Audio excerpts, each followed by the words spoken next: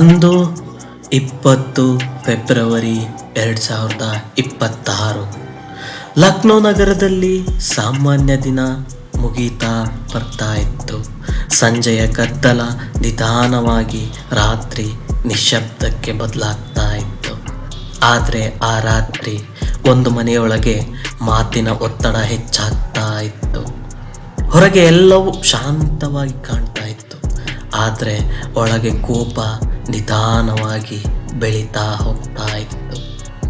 ಆ ಮನೆ ಮಧ್ಯಮ ವರ್ಗದ ಒಂದು ಚಿಕ್ಕ ಕುಟುಂಬ ಆಗಿತ್ತು. ತಂದೆ ಜೀವನ ಪೂರ್ತಿ ದುಡಿದು ಕುಟುಂಬ ಕಟ್ಟಿದ್ರು. ಮಗ 21 ವರ್ಷ, ಆದರೆ ಆತ ತನ್ನ ಭವಿಷ್ಯ ಯಾವ ದಿಕ್ಕಿಗೆ ಹೋಗಬೇಕು ಅನ್ನೋದ್ರ ಬಗ್ಗೆ ಸ್ಪಷ್ಟತೆ ಇರಲಿಲ್ಲ.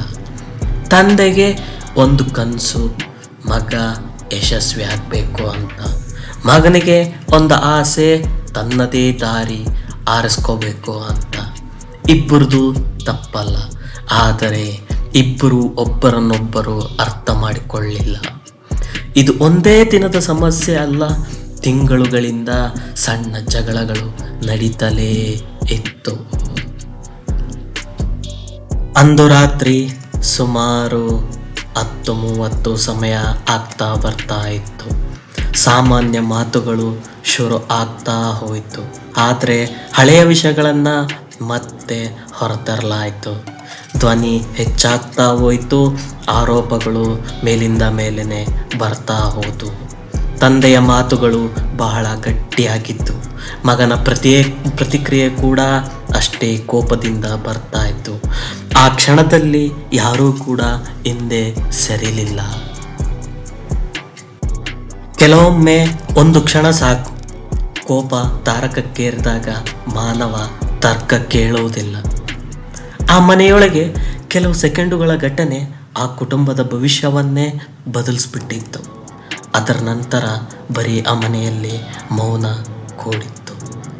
ಗಡಿಯಾರದ ಟಿಕ್ ಟಿಕ್ ಸೌಂಡ್ ಮಾತ್ರ ಕೇಳಿಸ್ತಾ ಇತ್ತು.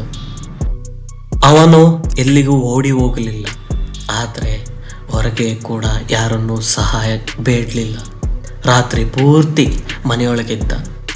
ಸಮಯ ಮುಂದುವರೆದರೂ ಅವನಿಗೆ ರಾತ್ರಿ ಮಾತ್ರ ಮುಗ್ದಿರಲಿಲ್ಲ. ಬೆಳಗ್ಗೆ ಸಾಮಾನ್ಯವಾಗಿ ವರ್ತನೆ ಮಾಡೋಕ್ಕೆ ಶುರು ಮಾಡ್ದ.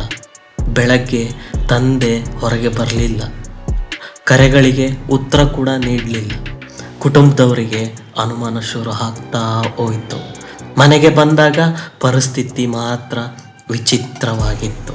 ತಕ್ಷಣ ಮನೆಯವರೆಲ್ಲ ಸೇರಿ ಪೊಲೀಸವರಿಗೆ ಮಾಹಿತಿ ಕೊಡಲಾರಂಭಿಸಿದ್ರು.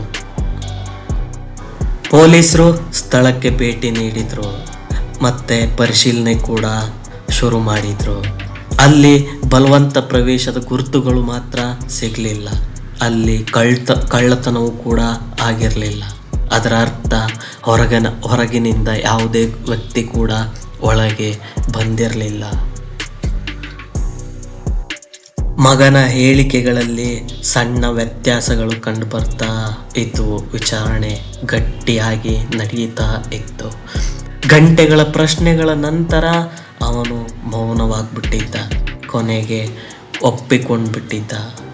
ಕಾರಣ ದೀರ್ಘಕಾಲದ ಒತ್ತಡ ಮತ್ತು ಕೋಪ ಆಗಿತ್ತು. ಇದಕ್ಕೆ ಯಾವುದೇ ಆದಂತಹ ಪೂರ್ವ ಯೋಜನೆ ಇರಲಿಲ್ಲ, ಆದರೆ ಪರಿಣಾಮ ಮಾತ್ರ ದೊಡ್ಡದಾಗಿತ್ತು. ಆ ಒಂದು ಕ್ಷಣ 2 ಜೀವಗಳ ದಾರಿಯನ್ನು ಬದಲಿಸ್ಬಿಟ್ಟಿತ್ತು. ನೋಡಿ ಗೆಳೆಯರೇ, ತಂದೆ ಜೀವ ಕಳೆದುಕೊಂಡ, ಮಗ ಬಂಧನಕ್ಕೊಳಗಾದ.